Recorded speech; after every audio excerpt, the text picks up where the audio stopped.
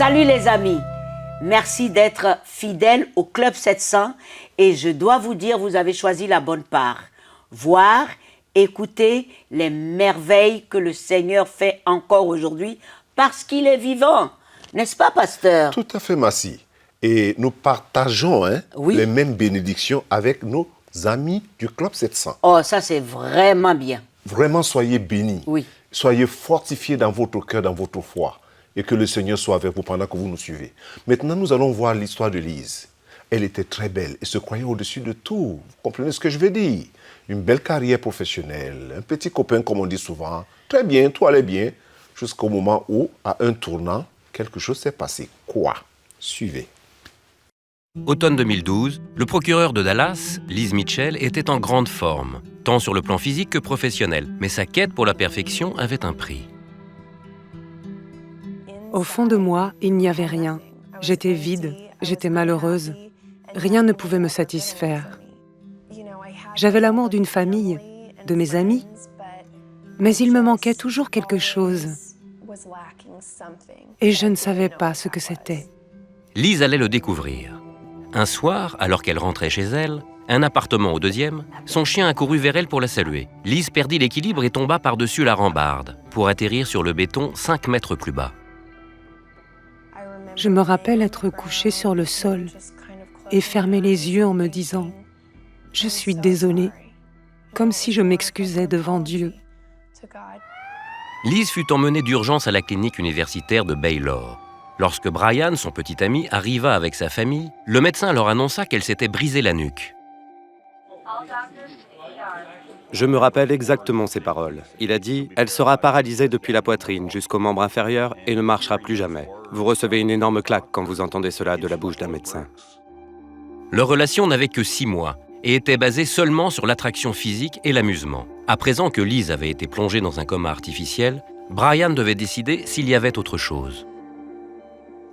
Elle était allongée dans son lit, incapable de bouger, un tube dans la bouche, des machines bipant derrière elle. Son visage était gonflé. Cela a complètement arraché le masque de beauté superficielle qui avait été le moteur de notre relation. Au cours des jours qui suivirent, l'attention de Brian se porta sur une autre relation qu'il avait abandonnée depuis longtemps. J'avais été élevé dans une église et j'avais toujours eu une relation avec Christ. Mais je dois dire que je ne l'avais jamais vraiment prise au sérieux. Dès que cet accident est survenu, tout est revenu et mon attitude a complètement changé. Ma foi a changé et je me suis dit que dès qu'elle se réveillerait, on se mettrait au travail et on ferait tout pour maximiser ce que Dieu allait lui permettre de retrouver. J'allais être son appui, à ses côtés. Quand Lise sortit du coma 4 jours plus tard, elle aussi reconsacra sa vie à Christ. Tout à coup, je me suis retrouvée comme dans une coquille, mon corps que j'avais toujours considéré comme le plus important, mais qui était totalement inutilisable. À ce moment, j'ai commencé à me dire que je ne pourrais plus jamais avoir un quelconque contrôle de ma vie, mais que tout était dans les mains de Dieu.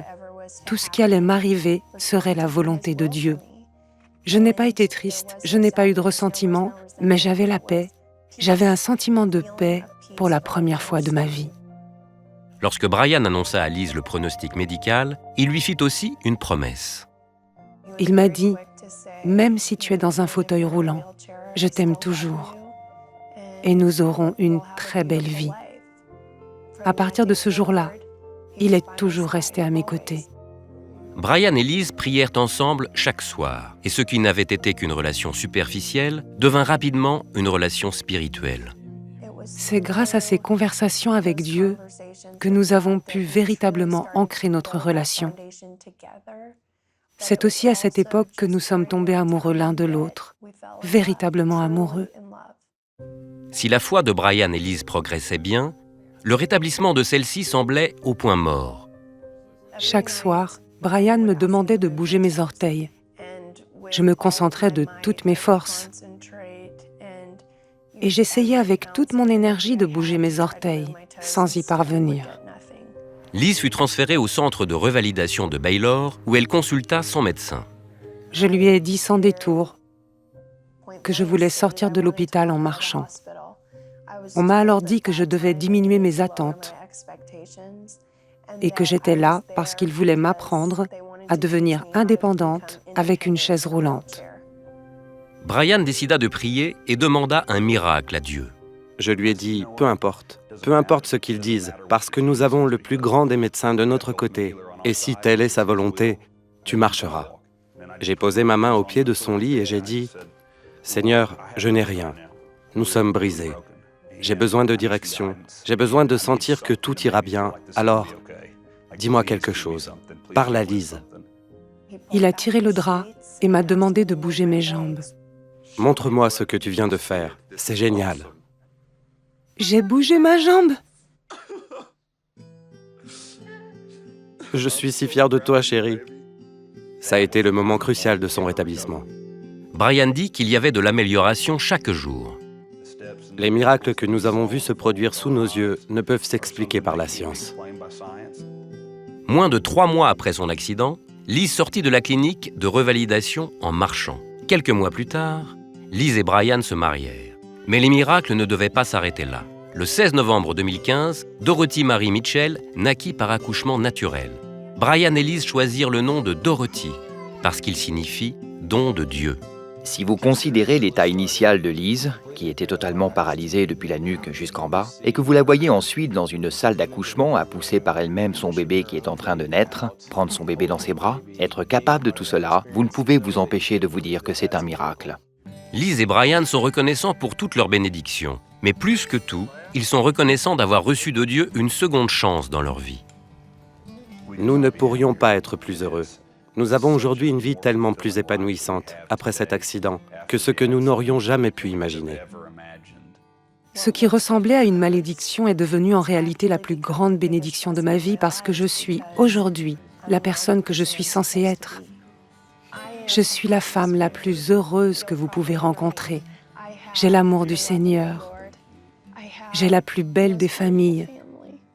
Et un amour que je n'aurais jamais cru possible. L'amour de Dieu est absolu. Et il est tout ce qui importe dans ce monde, quel que soit le vide que vous ressentez dans votre cœur et que vous essayez de combler avec d'autres choses. Sachez que ces choses n'ont aucune importance. Elles ne durent pas éternellement, mais l'amour de Dieu est éternel et il n'est jamais trop tard. Alors, pasteur, c'est un constat réel. Oui, très souvent, Massi, on se croit toujours à l'abri de tout. Oui. Très souvent, surtout quand les choses vont bien. Quand tout va très bien. Voilà, exactement. voilà. Quand tu as tout va raison. bien, on a toujours l'impression qu'on est à l'abri de tout. Oui. Et on oublie l'essentiel. Et cet essentiel qui est même plus important, le souffle de vie que Oui. Dieu seul donne. Que Dieu seul donne. Oui. On l'oublie tellement dans l'équation qu'on ne sait plus très bien. Puisque tout ce va qui se bien. passe, oui. On a une belle carrière, physiquement ça va. On a un copain. Tu n'oses pas dire son petit copain, mais qu'est-ce qui t'arrive? Un copain, comme tu veux, si tu veux, ou sa Mais copine. après, Et puis un jour, on se rend compte catastrophe. que c'est Ouais, ouais. si Fragile. que la vie est si fragile et qu'il n'y a rien finalement de permanent à Massi. Mais ce qui est bon, c'est la grâce infinie de Dieu. Et l'amour. Et l'amour Ouais. inconditionnel de Dieu. Parce que tous les deux ont vite compris qu'il fallait mettre de l'ordre quelque part. Surtout lorsque Dieu te veut, il te trouve. Même si tu prends n'importe quel virage, il va te trouver. Non, on dit qu'il il fait des lignes droites avec du courbe. Ou bien des lignes courbes pour faire le droit. Voilà, tout à fait. Merci beaucoup. Eh bien, chers amis, ne faites pas comme Lise et Brian si cela vous tente. Mais ne nous quittez pas, à tout de suite.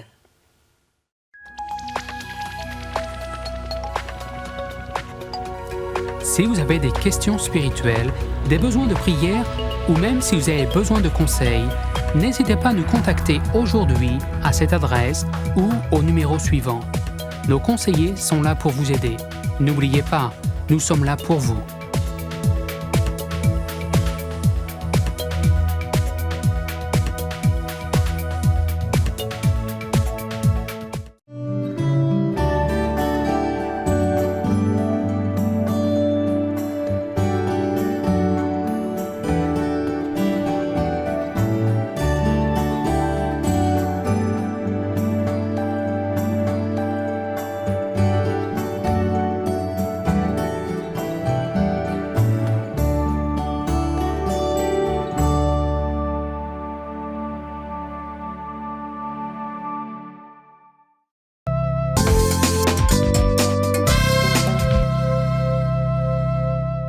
C'est toujours le même plaisir que nous gardons, de savoir que vous êtes toujours avec nous au Club 700 et aujourd'hui encore avec le pasteur Luc. Bonjour pasteur Luc. Bonjour pasteur. Nous avons encore des nouvelles. C'est sûr, il y a toujours de bonnes nouvelles. N'est-ce pas? Par la grâce de Dieu. Amen. Et les bonnes informations surtout, pasteur Luc. On essaye. Parce qu'aujourd'hui, plusieurs personnes sont mal informées. Oui, c'est ça le problème. Aujourd'hui, j'aimerais aborder avec vous une question sur le nouvel an juif. Et ma question, la voici, la première. Selon le calendrier juif, nous sommes entrés le 30 octobre 2016 en 5777. Sur quoi cette date est-elle fondée? Eh bien, le calendrier juif est basé sur la création du monde. Donc, selon ce calendrier juif, le monde aurait maintenant 5777 années. Étrange. Voilà. Donc, parce qu'en fait, ils ont fait des calculs, ils ont regardé dans la Bible, et en retraçant, en faisant un compte à rebours, ils sont arrivés à cette date. Et pourquoi l'année commence-t-elle plutôt en octobre, alors que généralement tout le monde sait que c'est le 1er janvier? Oui. Pourquoi octobre? Parce que, comme on le voit dans la Bible, le calendrier juif, ou le calendrier biblique plus exactement, est un autre calendrier que le nôtre, qui est un calendrier grégorien, qui a été donc initié par le pape Grégoire. Mais en réalité, le calendrier juif est basé sur les mois qui sont mentionnés dans la Bible et qui portent donc d'autres noms. Et on voit que c'est un calendrier qui est aussi basé sur les lunes, les cycles de la lune, et non pas le cycle du soleil, comme c'est le cas dans notre calendrier. Donc c'est un calendrier lunaire plutôt qu'un calendrier solaire. Solaire. Alors c'est lié avec des fêtes? Aussi, bien sûr. Parce que là, quand on parle de ce calendrier, on trouve aussi quand même aussi des fêtes là-dessus. Est-ce qu'on trouve le nom un passage biblique avec les exemples que vous donnez? Voilà. Donc, on voit ici dans Lévitique chapitre 23 la liste de toutes les fêtes que l'Éternel a instaurées. Parce qu'il ne faut pas oublier qu'en fait, quand on dit que ce sont des fêtes juives, ce n'est pas tout à fait correct, parce que ce sont les fêtes de l'Éternel. C'est lui qui a dit à son peuple, vous célébrerez telle et telle fête, de telle date à telle date, et de telle façon. Et c'est toujours bien de mentionner comme ça, ce sont les fêtes de l'Éternel. Exactement. Et on voit donc ce passage par rapport au Nouvel An juif, dans Lévitique chapitre 23, et au verset 23. L'Éternel parla à Moïse et dit, « Parle aux enfants d'Israël et dis-leur, le 7e mois, le 1er jour du mois, vous aurez un jour de repos publié au son de la trompette ou des trompettes. » Voilà à quoi ressemble la trompette. La trompette. Donc, ce n'est pas une belle trompette en argent ou dans un métal quelconque. Mais voilà donc le genre de trompette qui rappelle en réalité le sacrifice d'Abraham avec Isaac, quand Dieu a dit à Abraham, « Sacrifie-moi ton fils », et au lieu de sacrifier son fils, Dieu a pourvu, c'est de là vient le nom, c'est là que l'Éternel pourvoira, Adonai Yireh en hébreu, et ceci rappelle donc, c'est une corne de bélier, voilà, qu'on souffle, qu'on sonne, moi je ne vais pas le faire parce que je n'y parviens pas, mais désolé. C'est un appel à la repentance, plus exactement. Donc c'est un jour solennel, et c'est pour ça que la Bible nous dit que le jour de l'an juif, on commence à entrer dans 10 jours de repentance, plus exactement. Donc au lieu de commencer en faisant la fête, comme c'est le cas en Europe par exemple, en buvant, en mangeant, en s'amusant, avec les Juifs, on commence l'année en priant, en se repentant et en demandant au Seigneur de nous aider à nous examiner. Donc il dit ceci, « Vous aurez un jour de repos publié au son des trompettes et une sainte convocation, vous ne ferez aucune œuvre servile et vous offrirez à l'Éternel des sacrifices consumés par le feu. » Donc on voit que cette nouvelle année, elle doit être quelque chose qu'on prend au sérieux. Et cette année-ci en particulier est significative parce que c'est l'année du jubilé. Donc on voit dans le calendrier de Dieu, dans la Bible, que lorsqu'il y a un jubilé, ça se trouve également d'ailleurs au chapitre 24 de Lévitique, pour ceux qui veulent lire ce que la Bible dit à ce propos, il est parlé du jubilé. Alors qu'est-ce que c'est brièvement le jubilé? Voilà, c'est la 50e année où on doit libérer ceux qui étaient esclaves Et aussi, on doit rendre aux propriétaires les terres qui leur appartenaient à l'origine. Et si on pense à cela dans le contexte d'Israël aujourd'hui, ça voudrait dire que pendant cette nouvelle année juive qui vient de commencer, la terre devrait leur être rendue. Ah bon? Ça, c'est intéressant. Ah bien là, ça devient très intéressant, d'ailleurs. La terre devait leur être rendue. Tout à fait. Comment vous expliquez cela, ce phénomène? Et puis... Mais parce que c'est un principe biblique comme on le voit, hein, que c'est Dieu qui avait dit que la terre qui appartenait à un propriétaire devrait retourner à ce propriétaire, parce qu'il a peut-être dû la vendre entre-temps, ou on a peut-être prise de force à travers des guerres ou d'autres situations, et dans ce cas-là, la terre revient à ce propriétaire. Alors, pasteur Luc, dites-moi, en quelques secondes, vous pensez que les explications que vous donnez à nos amis qui nous suivent, qui sont beaucoup intéressés sur la question d'Israël, comprennent la signification de cette fête, les calculs qui sont donnés, 5777 aujourd'hui à aujourd'hui, et cette nouvelle année, par exemple, cette année 2016, qu'est-ce qu'elle a de spécial avec cela? Donc, selon le calendrier juif, de nouveau, on est entré dans l'année 5777, et ce sont 3 7, 5 et puis 3 7. Et voilà. Comme vous le savez, le chiffre 7, c'est le chiffre de la perfection dans la Bible. Donc, ça montre déjà sans doute que il va y avoir une manifestation de la part de Dieu qu'on n'a pas vue auparavant. Deuxième chose, c'est que si on fait 50 ans, on retourne 50 ans en arrière, le dernier jubilé, donc on arrive en 1967. Que s'est-il passé à cette époque-là? C'est la guerre des 6 jours et la reprise de Jérusalem par le peuple juif. Très significatif. Toujours. Parce que pour certains chrétiens, c'était le moment où les non-juifs ont cessé d'avoir Jérusalem.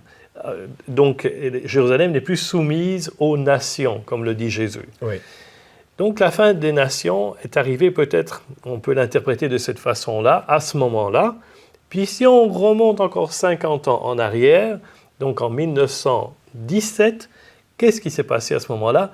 Ce sont les Anglais qui font leur entrée à Jérusalem, avec le mandat britannique, et le général Allenby, qui était un chrétien, qui aimait Dieu, a dit « Je ne suis pas digne d'entrer dans cette ville à cheval, parce que mon sauveur y est entré sur le dos d'un âne. Donc moi, j'entre à pied. » Alors, pasteur Luc, non seulement c'est intéressant, mais ce que je voudrais dire, c'est que si je retiens quelque chose de ma part ici, et pour ceux qui nous écoutent, c'est que chaque fête ou chaque événement, chaque histoire a un événement tellement crucial dans lequel je pense que Dieu va nous permettre d'avoir d'autres occasions pour partager plus en détail les différents événements de l'histoire qui est liée toujours avec la parole de Dieu.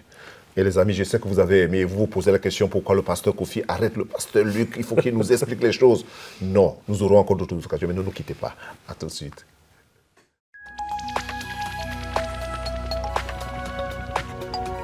Si vous avez des questions spirituelles, des besoins de prière ou même si vous avez besoin de conseils, n'hésitez pas à nous contacter aujourd'hui à cette adresse ou au numéro suivant. Nos conseillers sont là pour vous aider. N'oubliez pas, nous sommes là pour vous.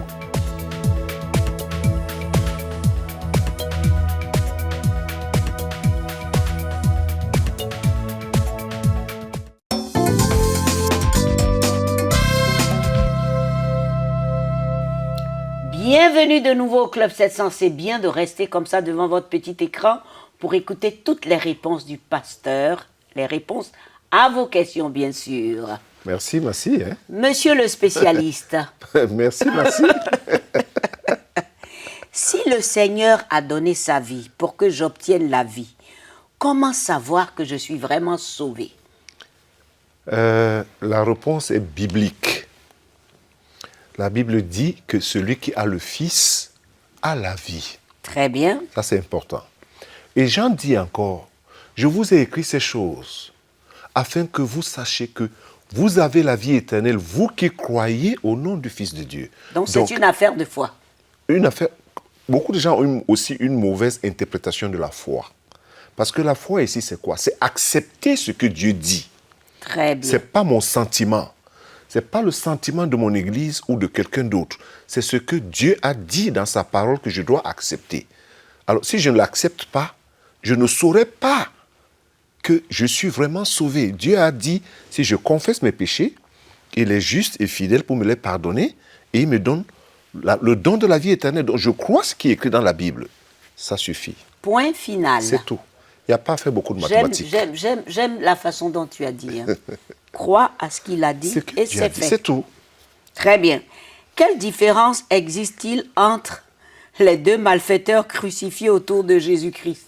Ah, sur la croix. Oui. Voilà. La différence entre les deux, d'abord, c'est que les deux étaient des pécheurs, mais la différence ici se situe sur le point de la conviction de chacun. Très bien. L'un est arrivé à un point où il se reconnaissait coupable, mais savait que cet homme qui est à côté là n'est pas coupable. Ça, c'est très important. Et à cette situation, ou bien à cette condition où il se trouvait, il pouvait encore avoir un sursaut de cœur pour dire à Dieu, c'est-à-dire à Jésus, là sur la croix, souviens-toi de moi. C'est-à-dire qu'il était humble. Oui. L'autre manquait d'humilité. Même en train de mourir, il lui manquait l'humilité de reconnaître que j'ai besoin. Même fâché. Mais c'est de l'orgueil. Bien sûr. Et c'est pour ça que vous allez vous rencontrer les gens en route aujourd'hui, Massi, un mendiant ou quelqu'un qui est dans le besoin. Il vous tend la main. Si vous dites que vous n'avez rien, il vous insulte. C'est vrai. Il vous insulte.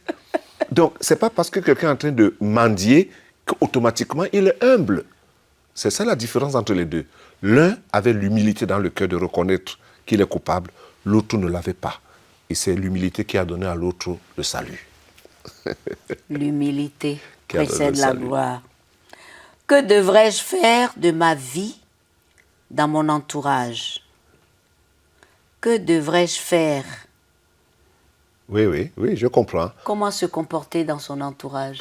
Toute la vie, Massi, c'est une question de caractère. C'est le caractère qui fait la différence entre les hommes. Vous pouvez être dans votre foyer, vous pouvez être dans votre famille, vous pouvez être dans un lieu de service, vous pouvez être, je ne sais pas, dans un groupe.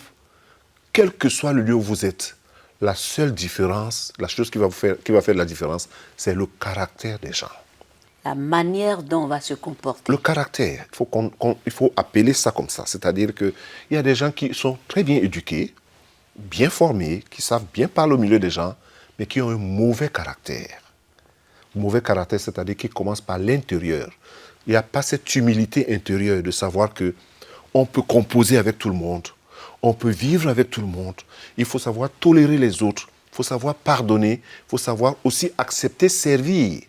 Et c'est ça. Donc, quand on est dans un environnement comme celui-là, il faut que la personne sache qu'elle soit, si elle a donné sa vie à Jésus, ou bien je vais dire qu'elle est chrétienne, il faut qu'elle reflète le caractère de Christ. Et le caractère de Christ, c'est quoi? L'humilité. L'humilité ne veut pas dire que les autres te dépassent, Massi. Non. L'humilité, ça veut dire que c'est une attitude de cœur. On ne choisit pas à qui être humble. Oui. Donc, dans son environnement, il faut qu'elle soit ce caractère de l'humilité. Ressembler à Christ. Voilà, c'est important. Que faire pour renforcer sa foi? La parole de Dieu. Il faut lire la parole de Dieu, il faut prier. Il faut lire la parole de Dieu. La Bible dit de se donner entièrement à cette parole. Donc, il y a les gens... La foi vient de ce qu'on entend. Et ce qu'on entend vient de la parole de Dieu. Donc, la seule manière pour moi de nourrir ma foi, de la renforcer, il faut que je la noie dans les Écritures. C'est tout. Bonne réponse. Merci. Bonne réponse. Mes amis, envoyez toujours vos questions-réponses au pasteur. Allons maintenant au Pérou pour voir comment cette pauvre mère a perdu son bateau taxi, ce qui pourvoyait vraiment aux besoins de la famille. Regardez ce qui s'est passé. Rocio sait précisément pourquoi sa barque a coulé dans les eaux peu profondes de la rivière Amazone, non loin de sa maison, quoique la veille, tout semblait normal. Le lendemain, j'ai vu que mon canot avait coulé. Il était en pièces et couvert de boue. Depuis des années, Rocio devait constamment réparer son canot, qu'elle utilisait comme taxi-marin pour permettre aux gens de se déplacer le long de la rivière. Après que son mari l'eut abandonnée, c'était sa seule source de revenus, lui permettant de pourvoir aux besoins de sa mère âgée et de ses 3 enfants. À présent, elle n'avait plus de bateau. Je me suis dit, comment vais-je pouvoir travailler maintenant? J'étais tellement découragée. Nous avons eu vent de la situation désespérée de Rossio via l'école maternelle de son fils, qui est soutenue par Opération Bénédiction. Dans un premier temps, nous avons donné à la famille un colis d'aide d'urgence contenant de la nourriture. Ensuite, nous avons demandé à un artisan local de construire un nouveau bateau moyennant finance. Je suis vraiment soulagée et heureuse maintenant que j'ai ce nouveau bateau. Je peux élever mes enfants sans trop de soucis. À présent, Rossio est plus occupé que jamais. Son nouveau taxi marin semble toujours rempli de passagers. Merci à Opération Bénédiction de m'avoir donné un très beau bateau. Je suis très heureuse. Ce fut vraiment la fête, hein, le jour où on a livré le beau bateau. Hein? Comme d'habitude. Avec le moteur et tout. Tout le nécessaire, quoi, pour que ça marche bien. Ce qui était encore très bénissant pour la maman, l'école, la nourriture, tout. Tout d'un coup. Oui. Le Père Noël est passé pour tout donner en même temps. Père Noël. Il faut dire que le genre de vie que certaines personnes mènent, lorsque quelqu'un d'autre loin voit ça, il se pose quand même beaucoup de questions. Mais c'est pas tout ce que c'est bien fait. Il faut quand même le rappeler aux habitués, hein, et aux partenaires et à ceux qui voient et qui veulent participer, qu'à travers le monde, c'est à travers le monde. C'est à travers le monde. Que ce soit en Asie, en Afrique, en Europe, on vient toujours en aide à ceux qui ont un grand besoin. Et comme je dis, c'est comme une montre. Et on connaît toujours l'heure. Oui, et ça sonne à la bonne heure. À la bonne heure. Et vraiment que les partenaires soient nombreux pour donner, que ce soit sur le site, que ce soit par Facebook ou dans nos bureaux régionaux. Mes amis, cette émission est terminée, mais je vous invite à vraiment continuer avec nous sur Facebook, sur notre site, à visiter nos bureaux et surtout à vous rappeler que Jésus vous aime. À très bientôt. Au revoir, pasteur. Au revoir. Au revoir.